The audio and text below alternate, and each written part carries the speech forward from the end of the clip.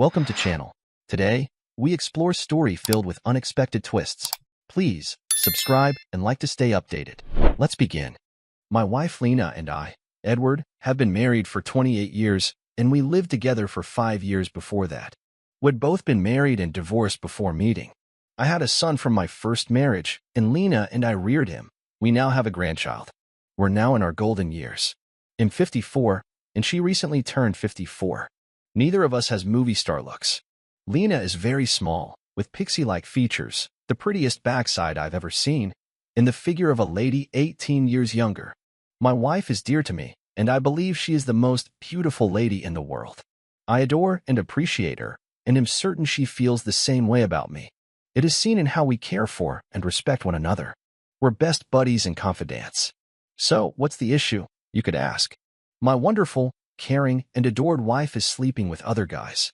However, it may be just one man, the one I found her with.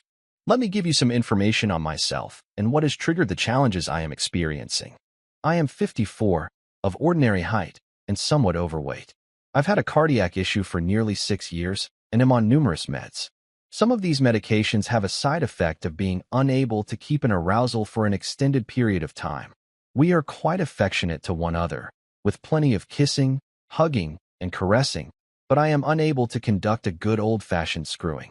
There's the rub. My wife has always enjoyed intercourse. Therefore, she's had to rely on certain gadgets for the last 6 years. This was okay for a time, but it seemed not for a regular diet. I'm kind of retired. I have a little company that keeps me busy 5 days a week, but my wife continues to work, thank God. I'm not sure how we would have made it without her fantastic pay and health insurance. The firm for which she works has meetings at least once a quarter, if not more, and she may be required to go to the regional headquarters.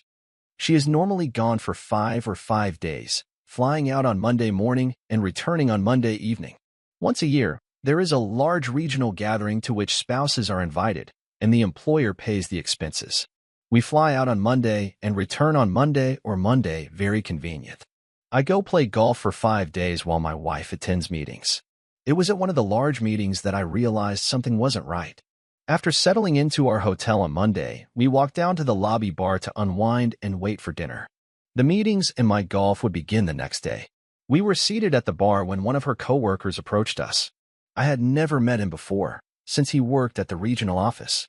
He moved behind Lena, placing both hands on her shoulders and starting a gentle massage. Lena went forward to remove his hands and said, "Kevin, this is my husband, Edward. Honey, this is Kevin Hayes. He is my counterpart at the regional office." Kevin is a nice-looking male who stands approximately 6 feet and weighs 200 pounds and is between the ages of 41 and 46. I shook Kevin's hand and expressed my pleasure at meeting him, noting that Lena had described him as an excellent manager. Kevin responded, "Pleased to meet you, Edward." I didn't realize that lucky husband was quite this old. "No wonder, excuse me?" I asked. "My name is Edward. It was my grandfather's name, and I prefer not to disrespect his memory by shortening it." "And what do you mean? No wonder." "Oh, sorry. Nothing at all. See you at dinner," he said with a chuckle. Following his departure, I glanced at Lena and said, "What the hell was that about? He treats you like his property by putting his hands all over you, disrespects me, and makes that comment? No wonder. What did he mean by that? Lena, what the hell is going on?" A shadow fell on Lena's face. She regrouped with the words, "Kevin is just awkward with people and didn't mean anything. And after all, he did say he was sorry. His wife didn't come to this meeting, and he is just a little lonely. Forget about him, and let's just enjoy our drinks and our dinner before going up to our room." I didn't want to let it go, but I figured I was simply exhausted from the travel and was overreacting. However, it remained in the back of my mind. We headed up to our room, where I gave my wife a passionate massage and ran her a nice bath. The phone beside the bed rang as I began to fill the bath. Lena snatched it up, and I overheard the following. "What are you doing calling my room? And why were you so disrespectful to Edward downstairs?" Yes, I can't wait much longer either, but we have to be careful. I don't want to ruin my marriage, so you behave until tomorrow afternoon. Okay, Kevin?" As she entered the restroom, I inquired who was on the phone. She stated it was the front desk, asking whether everything was well in the room and if we needed anything. She flat out lied to my face. "He's the son of a bitch. How long are your meetings tomorrow?" If you can slip away in the afternoon, I will give up golf and spend the day with you looking around the city, I told you. Lena responded, the meetings will go until about 5, with drinks and dinner starting at 6. Go ahead and enjoy your golf game. Now, I may not be the brightest tool in the shed, but I'm not completely dumb. I had a hunch there was something going on that I wanted to look into. I informed Lena, my tea time is for 10 tomorrow. I'll eat lunch at the course, and I should be back to the hotel between 4 and 5. That will give me time to get ready for dinner. The following morning, Lena dressed in a great work pantsuit and kissed me before leaving for her meetings. She advised me to enjoy my game. Well, I didn't go play golf that day. I had just left the motel at 10 a.m. and was driving around till around 1. I returned to the hotel, and as I entered the lobby, I saw a bunch of my wife's co-workers in the bar. The bar is an oval with service on all sides, and I sat in an undercover area and listened to the conversation. I learned about their plans for the day. They also said that some of the employees were throwing a party in the hotel's lounge's private room. One person advised them to be extra cautious since several of them were traveling with their wives. One of the other guys replied, Kevin had better cool it. Her husband is here. It's not the same as the quarterly meetings. One woman said that the quarterly gatherings were unusual since no spouses attended, and individuals could party hard. Of course, I had to look into this secret party. Following the occurrence at the bar yesterday and hearing Kevin's name, I entered the lounge and proceeded to the door of the private room. The door would not open, and the bartender said that it was locked for a private party. I strolled up to the bar, placed down a $46 note, and said, is it possible that the door lock had broken and was not working properly? He just grinned at me, scooped up the money, and said, there's no way it broke, but I'll unlock it for you. Give me 5 minutes. I ordered a drink and sat at a table for about 10 minutes. I'm not sure how I managed to wait so long, but I got up and tried the door again. As I entered the room, the bartender warned, be careful. I heard the guy say he used to box in the Golden Gloves. I promised him I was not going to create any problems. I simply wanted to look into certain topics. I carefully opened the door and looked around the corner. There were 5 couples in the room, each in varying degrees of undress. I found the pair I was seeking for behind a table in a poorly lit nook. Kevin was seated in a large recliner, with Lena on his lap, facing him. His hands were all over her body. My Lena, my wife, my best pal. The love of my life, my soulmate, was having an affair with another guy. I worried whether I was having a heart attack since I felt a beating in my chest and wanted to throw up. I gradually felt better, but I could feel the huge white wrath rising to the surface. I usually bring a digital camera on these travels to photograph the golf courses where I play. I shot numerous photos of Lena and Kevin after adjusting the settings for low light. Then I sneaked out of the room before they saw me. What should I do now? Should I run in to face them? Should I wait and take my retribution later? What? My buddy, the bartender, glanced up and said, sorry, dude. I assumed that one of the ladies is your wife or girlfriend.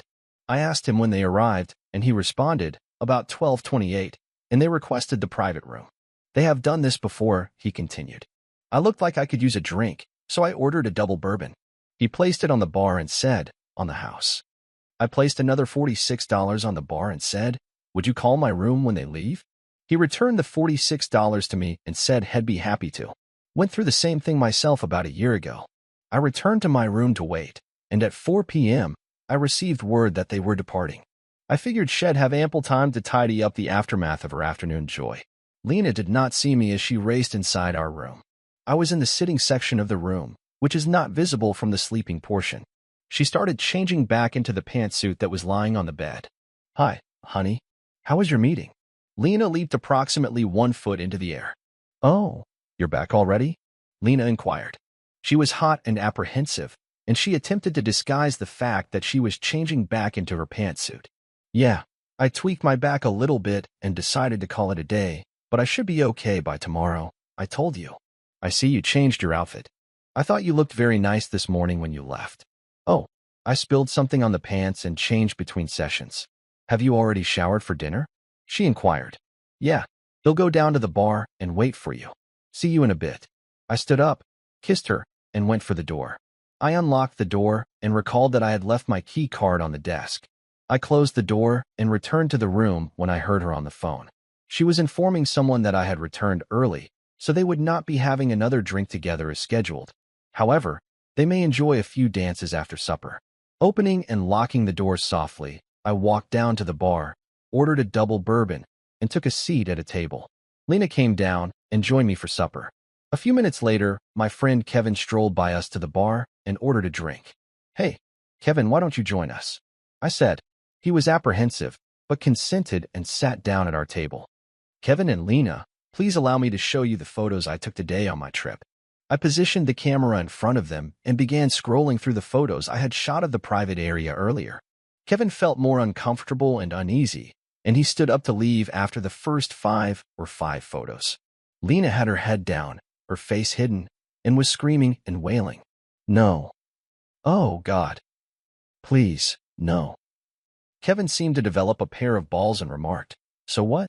She was there willingly, and I don't think you can do anything about it, old man. Unless you want these pictures to make it to your wife and your boss, you better sit back down, you son of a bitch," I told you. "Now, this is what is going to happen, you piece of shit, and you, my cheating wife. You are going to tell me all about you five. How long? How many times? Where? And anything else I want to know. I may be older than you, but I can still take you down. Now, start talking." Okay. Kevin responded hastily. "We meet at the quarterly meetings and have some fun. And once in a while at the big meetings like this one. We have been meeting for about a year. At first, it was just a few drinks and some light petting. But the last 5 meetings, we have been having sex." Lena sat there, crying and wailing, without looking up. She never said anything, just sobbed. "Lena says she is not being satisfied at home and wants to feel loved again, at least physically," Kevin said. "She's not in love with me or anything and just wants to have some fun and a good time. That is, according to her." "Come on, Lena, tell him," he urged her. "You are scum," I informed him. "A married man screwing around with a married woman without regard to who it may hurt. I hope you had a good time because it's going to cost you big time.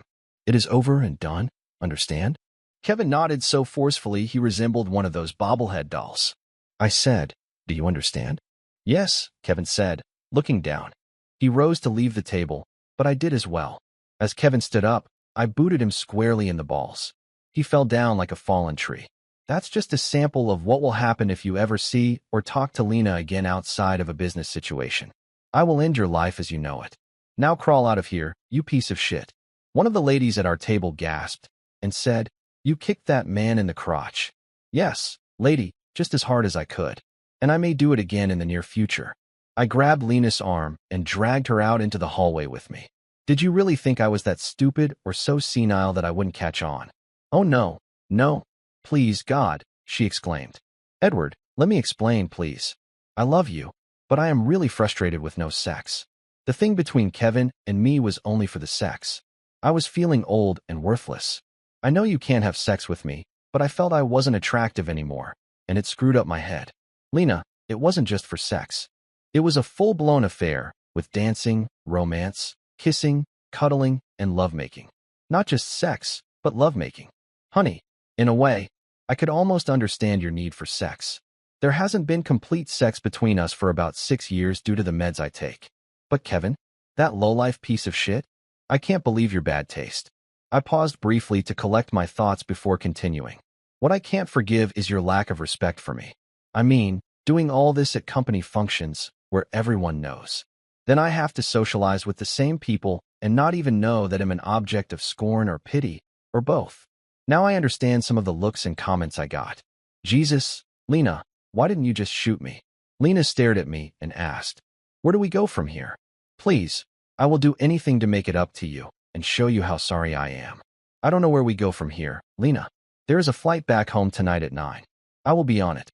I know it is important for your job that you be here for tomorrow morning sessions, but there is a flight out tomorrow at 1:28. It arrives about 3 at home. I will be at the airport to pick you up. If you are there, we can go home and discuss our problems and see if we can solve this situation." Lena began to speak, but I put out my hand to stop her. "If you stay here with your party pals and are not on that plane, I will pack up and leave tomorrow night, and it will be over. Your choice, Lena. I don't know if I can get around your playtime and your disrespect of me, but I am willing to at least talk about your actions and try to figure out what to do about us." Lena responded, "Please, Edward, we can get past this. Just give me a chance." Okay, enough talk. I'm out of here, I said. See you tomorrow night, or maybe not. Good luck at your dinner tonight and your conference tomorrow. I don't believe you will be doing much dancing with Kevin tonight. Maybe tomorrow, but I don't think so. Lena raced up to me, apologizing and asking me not to go, attempting to embrace me, but I moved aside and raised my hand. Right this minute, I don't want to touch you. Leave me alone. She said, please don't go. We can go out to dinner and talk later and go home together tomorrow afternoon. Please. I can't, Lena. If I see that a-hole again, I might kill him this time. I am very upset with the rest of your coworkers too. A lot of them knew about this, and it is embarrassing for me to have to face them like nothing is going on. I'm leaving to catch that plane, and I guess I hope to see you tomorrow. I don't know how I feel right now. I only know that I hurt so bad, I don't know if I can stand it. My heart is pounding, and I'm so angry, I could kill someone. I exited the doorway we were standing in and went to the receptionist to get my luggage.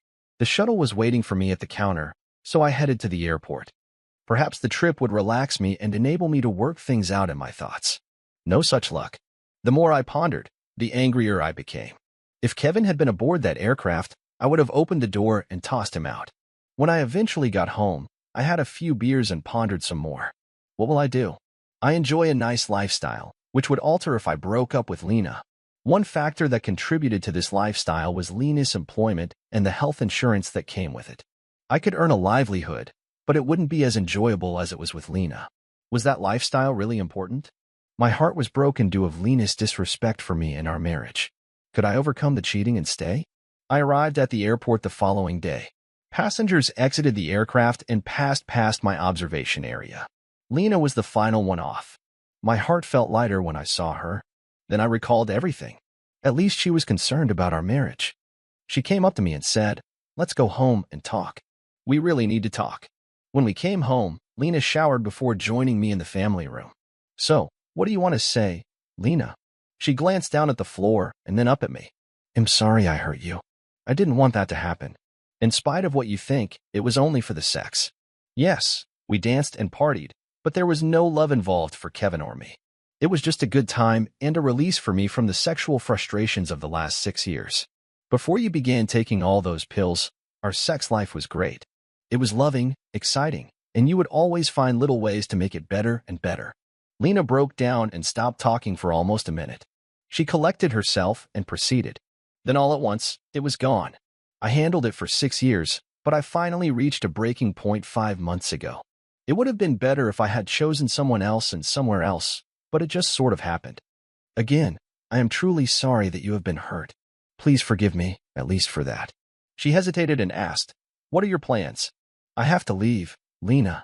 I can't stay here. You said you were sorry I got hurt, but you never said you were sorry you screwed another man. How am I supposed to live with that? The question is, how can I live without you? You have been my life for the last 28 plus years. Now, I just have to walk away from all those memories and love? Your actions have killed all the feelings. I have to go, or I may die, just like those feelings. Lena started weeping again and said, why don't you stay at the house? I will move into the guest room, at least for now. If you leave and file for separation or divorce, you won't be covered by my insurance anymore. I still love you and don't want you to leave and get sicker without the health care you need. Please, stay here, at least for a few weeks. I thought about it. Why should I suffer because my wife is cheating?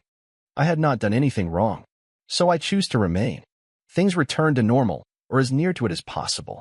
We were nice to one another, but we didn't engage much beyond a few obligatory talks. Lena moved into the guest room and only visited my room to put away clothes and other mundane tasks. We tried to remain out of each other's way whenever possible.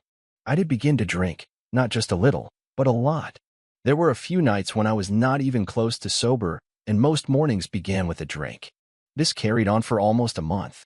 Then Lena invited me to sit and speak with her one night. You must stop your excessive drinking, Lena said.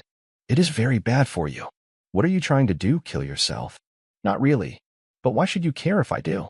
The insurance would pay for the funeral, I told you. Then you could play with Kevin or any other sex helpers, without me around to ruin your fun. I wanted to harm Lena because of her adultery. For the first time since facing Lena, I saw fury on her face. You asshole, Lena yelled at me. I love you. I care about you, and I worry about you more than anyone in your life ever has. If I didn't, I would not have subjected myself to this living hell we are in right now. What the hell is wrong with you? Why aren't you taking better care of yourself? Please, talk to me and explain. Okay, you asked for it. The one person in the world that I really trusted. The one person that I loved more than myself. The one person who was so much a part of me. Just screwed me over big time. Am just supposed to accept it and not let that affect me? I can't stand it. Am going crazy. Do I stay here because the alternative is I may get sicker and die? Do I do what any man with any pride would do and leave? I was about to scream by now. There are 5 reasons I am still here. 1, I'm more afraid of becoming sicker and kicking off than I am of being a coward. 2, and this is the most important one, I can't picture my life without you. In spite of what has happened, I still love you. But I do not know if I can get past what has happened. That is why I am drinking. It helps numb my brain so I don't see what was going on in that private room. Now, no more talk. Leave me alone. I entered my room and shut the door. Things would have stayed the same, and I would have most likely drank myself into the hospital. I couldn't get my thoughts around what had happened to my wonderful life. And suddenly it was gone. I suppose I would have remained the way we were and done nothing. However, destiny, the gods, or the devil thought that I had not been screwed enough, and they intervened in my little play. Every week, I played the Powerball lottery for $5. ID never won anything at all. Then one weekend, I checked the numbers, and I had won. Not a little reward, but the whole shooting contest. 4 additional tickets were sold with the same numbers, implying that the winners would split the grand prize. My portion was $122 million. Holy crap. $122 million. I could have taken the cash, approximately $60 million, or an annual check of around $3 million for 18 years. I placed the ticket in my grandson's name and asked my son to handle the money for me. If I decide to take that route, it will not be part of my divorce settlement. My son was upset about deceiving Lena, but he understood the circumstances and agreed to my demands. This money implies that I no longer have to rely on Lena's insurance or paycheck. If I wish, I can go. And don't be concerned about your finances.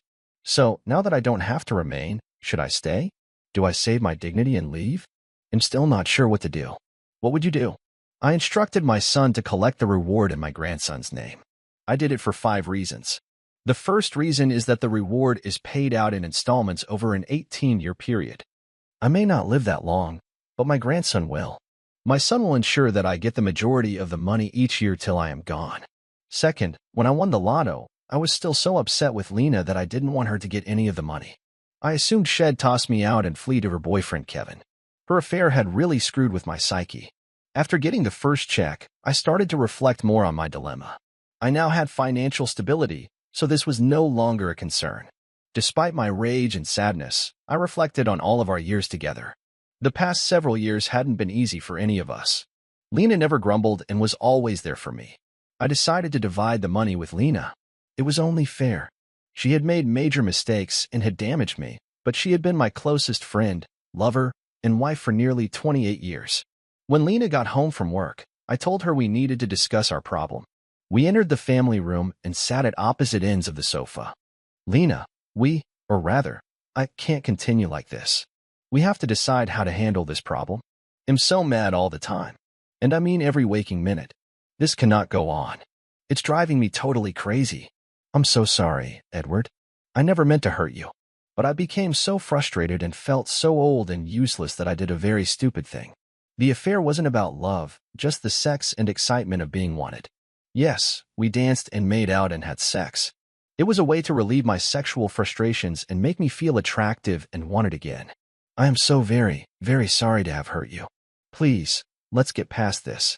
We have many good years left to enjoy our family and each other. Please, Edward, Lena almost demanded.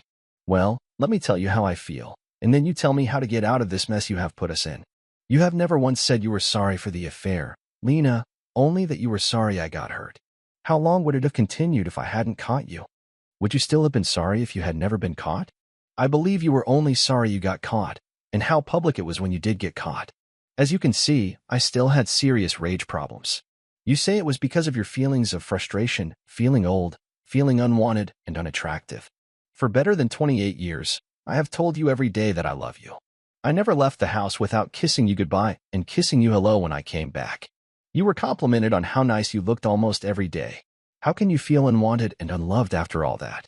After a little pause to calm myself down, I said, I believe that if you had come to me and told me about how you were feeling, we could have taken steps to fix the problems. You didn't care enough about my feelings to discuss it with me. The solution you chose was to drop your panties and spread your legs. That was a terrible thing to do to someone you were so in love with. Again, the wrath grew. You screwing some asshole is not the worst thing you did. The worst thing you did was to do it in such a public manner. Screwing some guy from work, and in such an open manner, shows how little you respect me. Most, if not all, of your coworkers knew about this little sex fest you were having. I wonder how hard they laughed at me behind my back. Poor old dude can't hang on to his wife. Just great, Lena. Lena sat with tears streaming down her cheeks and sobs filling her body. I no longer cared. ID had enough. I am done, Lena. Edward, please forgive me, and let's get past this horrible thing, she implored again. I love you and want us to stay together. Please, Edward, can't we just stay together? No, Lena. I'm done. I have been there, done that, and got the stupid t-shirt. I am leaving you, and I will file for a divorce tomorrow. The divorce papers were prepared up the same week we returned from the conference. I will need to make a few changes to them, but they will be submitted tomorrow. Lena was now weeping profusely. She spoke as if her heart was shattered. So, why not? Mine surely was. Lena, can you look at me for a moment? I begged her. When she glanced up, I told her we have been married for 27 years. The first 28 would be graded from good to wonderful. The last year has been, in spite of the last year, and because of the good years, I am going to do something honorable and so unlike me. You know what a son of a bitch I can be when I'm crossed. I told Lena that I had won the lotto and planned to divide my riches with her. I had the ticket placed in our grandson's name, so someone in the family would get every dime. His father will take $46,000 out of the yearly checks for his managing of the account. The remainder of the checks will be split evenly between you and me. Lena said, I would rather have you stay, Edward. I had to pause for a while when she stated it. If I really wanted to be vindictive, I would sue your employer and good old Kevin. I'm sure there is some kind of unethical behavior here. You, Kevin, and your company are all guilty as sin. I have decided not to sue. It would mean you would lose your job at least. We have had too many good years for me to be that much of an asshole. You may deserve it, but let God punish you. Okay, I'm done. I will be out of here when you get home from work tomorrow. Don't call me. Don't try to see me. I don't want to know you anymore. Goodbye, Lena. I loved you so much it almost hurt. You have killed that. And now, all I do is hurt. The divorce papers were submitted, and Lena did not dispute. She just signed it, thereby ending our marriage. It will be finalized in approximately a week. By the way, someone sent some lewd images to my old friend Kevin's wife. She evidently didn't like them. She booted Kevin out and got divorced. I also took him to the cleaners. Lena and him lived together for a few months, but it was only temporary. I think the excitement of doing something unlawful was past. Either that, or Lena grew tired of supporting him and booted him out again. Kevin was robbed and mugged shortly after splitting up with Lena. He suffered severe beatings during the robbery. Kevin shattered his kneecap and will probably not be dancing much. One arm was fractured, and he almost lost a testicle. The cops questioned Kevin's ex-wife first, then me. We both had solid alibis. My son and grandson and I were on my boat on the lake where I now reside. I received a loan based on my portion of the lottery wins, which totaled around $2 million. I wanted some pocket money to play with. My days are spent at my lakeside house. I play golf, fish, and watch the 5 beautiful women sunbathe naked on the bow of my new yacht. It doesn't worry me that they're simply there for my money. At least I know what I can anticipate from them. There are no surprises there. Simply good times. After considerable thought, I decided to change physicians. The new guy changed my medicine, and now I can get an erection for more than 5 minutes. No marathon sex parties, but I can now satisfy both a lady and myself. Not more than once every day, but that's a significant improvement. It's been almost 5 years since my divorce. My wife was having an affair because I was unable to have sex with her. That is the primary reason she gave me anything. I changed physicians and medications, and the issue was solved. Let me speak here. My first doctor was focused on treating my cardiac issues and preserving my life. Everything else was secondary. He's a decent guy, and he saved my life. After a few years, I should have mentioned my loss of sexual function with him and inquired about adjustments. It is all my fault that I allowed my sexual difficulties to persist for so long. I guess I was more concerned with living than with screwing. I can now please both myself and my lover with my regular performance. Not more than 5 times every day, and not for many days in a succession. This is hardly the wild monkey sex of my youth, but I am no longer a young guy either. I recently turned 59. I won the lotto shortly after our breakup and opted to divide the winnings with my ex. I know. After what she had done to me via her affair, I should have told her to pound sand. In my defense, she gave me 28 wonderful years out of our 27-year marriage. She was my best buddy. Except for the affair, she was a saint for the past 6 or so years and looked after me well. My lotto wins were about $600,000 per year after taxes, paying my son to maintain my accounts, and sharing my gains with my ex. I still had a large sum of money to play with. So I played. I purchased a property on a lake in Southern California, along with a wonderful boat, and I simply started enjoying the money and my life. I played golf, drove my boat and one of my new Ford TR vehicles, small and large, and had a terrific day. This is how retirement should be. In addition to my toys, I usually seem to have 1 or 5 young ladies living with me. They don't always use the same ones. They seem to rotate new ones and periodically. There's little question they were there for the money. I never paid them, but I would sometimes send them some pretty lovely items. Money was distributed for clothing, souvenirs, and shopping. These females, all between the ages of 23 and 33, were not in love with this elderly guy. Let me be clear about this. I do not care. After the nonsense with my ex-wife, I wasn't looking for love anyhow. I simply know I'd prefer play with my toys among a group of attractive, sexy, and accessible ladies than alone. If they were at the party, I was the host with the most. I was sitting on my patio, resting and observing the 5 practically naked females sunbathing by my pool, when my son, Matthew, came from the side of the house and joined me. A quick note about my kid. He's also divorced. Different motive, same consequence. He is a single dad, and he and my grandson regularly visited my home. My grandson loves the lake and the boat, while my son enjoys the females. There were a few of my girlfriends that he appeared to lust about, but he never made any advances. I urged him to go for it at least 5 times. He stated he would feel strange following in his father's footsteps, if you know what I mean. Matthew walked up and sat down. He glanced at me and said I need to say something, but I don't want you to go all ballistic, so just hear me out before you say anything. Okay, Pop? Go for it. Matthew, I instructed. I'll try to keep my cool and my mouth shut until you are done. No promises after that. If this is another plea to get me to go back to Lena, you are wasting your time. Pop, you have to meet and talk to Mama, Matthew said. She is a basket case. She is losing weight, looks like an old bag lady, and she just doesn't seem to want to take care of herself. Please, Pop, go see her. You done? I inquired. He nodded his head. Matthew, I appreciate your concern and understand your love for Lena.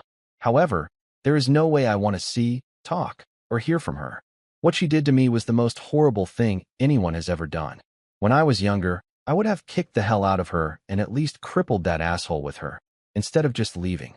No, son, I want meet or call her. She can live the life she made for herself. Don't bring this subject up again. Matthew stared at me for a long time. He appeared to inflate up, get a bit crimson in the face, and yell at me. You always were a hard-headed old bastard, but I'm going to try one more time, and then I'm leaving.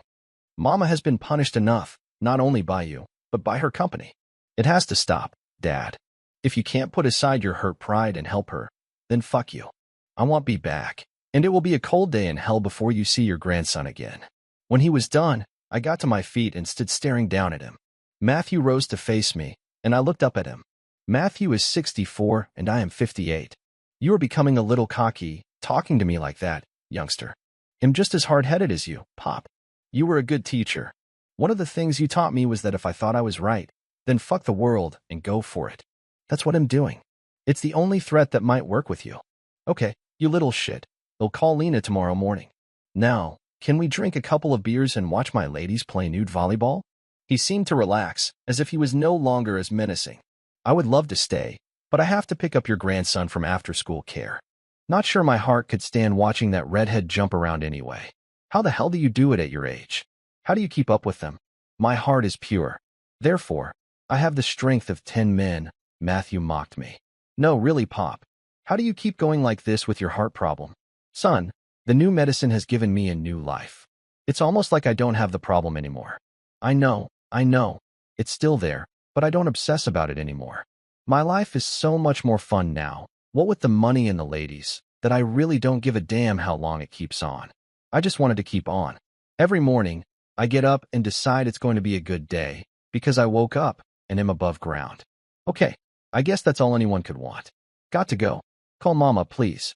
Matthew waved as he went back to the vehicle. A small aside here. When Matthew graduated from high school, Lena and I promised to purchase him whatever automobile he wanted. We put things on hold until he came out of the Navy.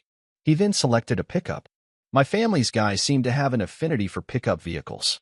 It was too late in the day to phone Lena, so I planned to do it next morning. I was just putting it off since I did not want to contact her at all. My five darling invited me to join them skinny dipping. You can't keep your audience waiting, so I dashed out and leaped into the pool. I will leave the rest of the evening to your imagination. It's mid-morning, and I can't postpone the call any longer. Matthew had already phoned this morning to remind me. I grabbed the phone and dialed Lena's number, expecting to get a message saying she had left town or anything. Hello? Lena responded. She sounded like an elderly woman. I know she is 59, but she sounded like she was 103.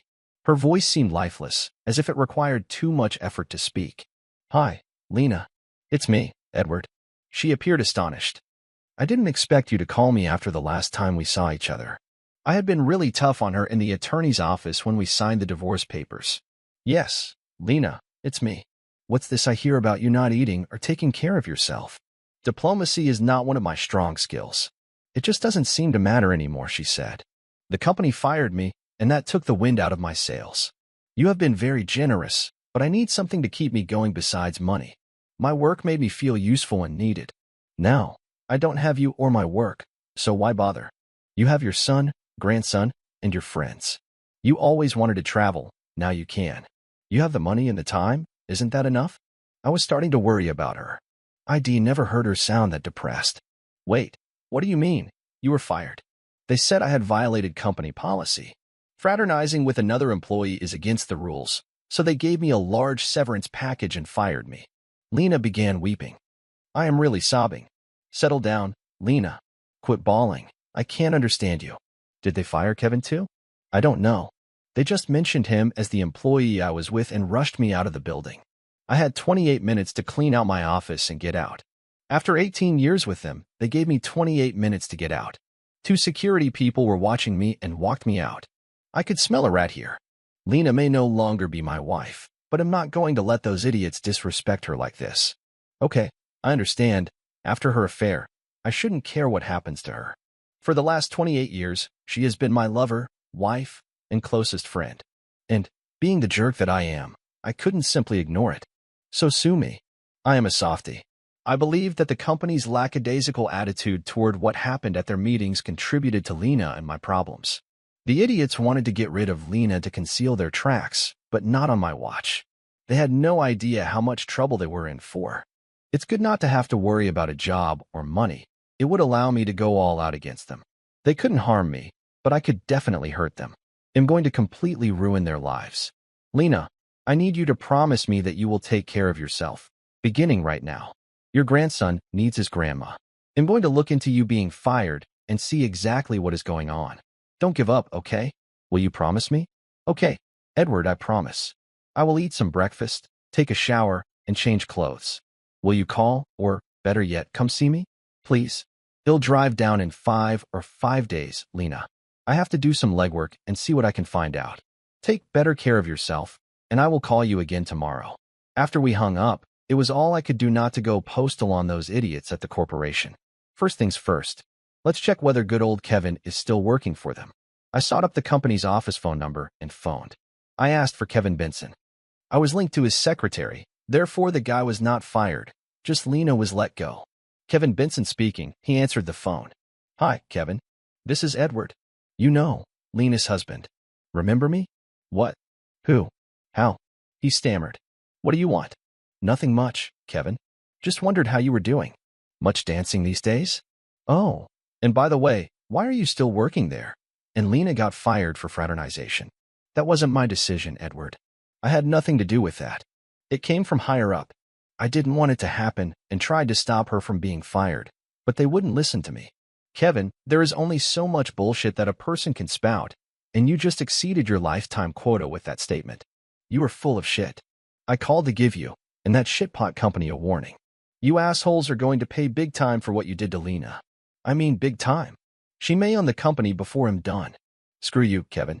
And screw the rest of those assholes. Your ass is mine. I slammed down the phone. I was so angry, no, pissed off that my pulse raced. Calm down, asshole, before you have a heart attack, I reminded myself. Some deep breathing techniques helped to calm me down. Now it's time to plot and take them down. My next call went to my attorney, Steve. During our divorce, he and I became excellent friends. I dialed his direct line and explained what had occurred to Lena. Do we have a case, or has my mouth been writing checks I can't cash? Hell yeah, you, or rather, Lena, has a great case, Steve said. Why are you in the middle of this? I mean, last time you saw Lena, you didn't care if she lived or died. At least, that was the way it sounded. I know, but I was really hurting then. My pride was bruised, and all that. After all this time, maybe I have grown up a little and decided I have been an asshole long enough. I will get our expert in sexual harassment on this right now, but I will stay close and help out. How much do you want from them, Edward? He spoke as if I had just given him the keys to Fort Knox. Believe it or not, Steve, it's not about the money. That pack of hyenas just picked the wrong person to screw with. It pisses me off that these assholes are all over Lena. If they do it to her, they will or have done it to others. They won't anymore if I can stop it. You guys figure out how best to hurt them, and let's kick some ass. I'm on it, buddy. Talk to you soon, Steve said. As Steve was hanging up, I heard him yell at his helper. Put on your roller skates. We have a great case to work on. My phone began ringing the moment I hung up. Hello? Yes, this is he. No, I want to talk to that piece of shit. Kevin's secretary called for him. Tell him Lena's attorney will contact him shortly. Also, tell him to eat shit and die. I hung up before she or Kevin could say anything else. 1 week later, I'm sitting with Lena at her apartment. She seemed emaciated and washed out, but she had done her hair and cosmetics. She appeared pleased that I had been to visit her rather than phoning. Her speech sounded more alive than the monotone I had heard a few days previously. Lena wasn't feeling her greatest, but I was nonetheless delighted to see her. Maybe I'm just a softie after all. I miss my pal. I missed us, not so much the sexual aspect of our relationship as the camaraderie and fun of doing things together. I told Lena what Steve and I were attempting to achieve. I trust you to do what is best, Edward. Thank you for your help, she was saying. I have to go now, but I will call you every few days to advise you on what is going on. If it's all right with you, I will drop by to see you now and then. Okay, that would be great. Please do, Lena said. As the case progressed, I would meet Lena approximately twice a week. We would go out to lunch or supper and simply speak and enjoy each other's company. Funny, yet we never appeared to discuss the case. We were always chatting about our son and grandkids, about recollections, regarding short-term planning. 3 months have passed, and the lawsuit has been resolved outside of court. I was back at Lena's flat. She looked more like her former self, lively and full of life. Still not back to normal, but near. Oh, about the firm. My old enemy was dismissed, as were 5 of the upper-level management types involved in Lena's firing. Payback is a bitch, and I gotta be the paymaster. Lena, it's like I said, Steve couldn't get your job back. That was expected. However, he did get you a very nice settlement and a written promise to review the company's policies concerning sexual harassment. I grabbed a check out of my pocket and handed it to her. This check is for $1 million, Lena, I told her. $1 million? Lena said in wonder. Yeah, Steve went for the quick fix. The company also paid Steve's bill, so that is all yours. I really appreciate what you and Steve have done for me, but it wasn't about the money. You have given me more money than I need. I just need to feel useful and wanted. They took that away from me. I still don't have that. Meet me tomorrow, Lena. We'll discuss where this can go then. I left Lena and returned home. The following day, when I saw Lena seated across from me at the cafe, I saw a gleam of optimism in her eyes. It made what I was going to say more difficult, but I knew there was no other option. She seemed almost delicate, fiddling nervously with her coffee cup while waiting for me to continue. I took a big breath and leaned forward, clasping my hands on the table. Lena, I've been thinking a lot about this. About us, I began, my voice calm despite the fact that my chest felt heavy. Her eyes widened slightly, as if she was expecting me to say something encouraging. I resented that I was going to take it away from her. I need to be honest with you, I said. What happened between us broke something in me. Something I don't think can ever be fixed. Trust is, it's the foundation of everything. And without it, we just end up hurting each other again. Her face dropped. She started her lips to react, but I raised my hand, urging her to let me continue. I don't think reconciliation is possible for us, Lena. As much as I care about the memories we've shared, the good moments, I can't see a future where I trust you again. And without trust, what do we have? Nothing that could last. Nothing that wouldn't eventually poison both of us, and the kids, too. Her hands clasped around the cup. Edward, I know I hurt you. I know I betrayed your trust. But people change. I've changed, and I would do anything to make this right. I sighed, feeling the familiar draw of her words, but I knew I couldn't go there. I don't doubt that you mean that, Lena. But this isn't just about change or apologies. It's about the fact that it'll always carry the weight of what happened. It'll always be there between us, no matter how hard we try to ignore it. And that's not fair to either of us, or to the kids. Her eyes glistened, and I wondered if she was going to weep. Instead, she nodded slowly. So what should we do? She inquired quietly. We focus on the kids, I responded, my voice stern but not harsh. That's what matters most. We'll meet when we need to talk about them. But anything beyond that, it's not healthy for either of us. I'm sorry, Lena, but this is the only way I can move forward. She gazed down at the table for what seemed like an age before nodding. If that's what you need, Edward, she murmured softly. I rose up, paid for my coffee, and went away. I did not glance back. Lena and I slipped into a routine of being polite at best. We saw each other at family gatherings, birthday parties, school performances, and holidays. It was uncomfortable at first, but it gradually got manageable. I could see she was doing her best for the children, and I liked that. Eventually, I began dating again. Isabella was brilliant, humorous, and had a lovely heart. It felt comfortable with her in a manner that I hadn't known I needed. When Lena saw us together for the first time at one of the grandchildren's school activities, I saw a hint of grief or regret in her look. But neither she nor I spoke a thing. This was my life now, a fresh chapter. And, although a part of me will always feel the pain of what had been lost, I knew I was on the right path. That was a narrative of betrayal, retribution, and moving on. Do you believe that forgiveness is possible after betrayal, or that trust is permanently broken? Please let us know in the comments. If you liked this article, remember to like, subscribe, and click the notification bell for more.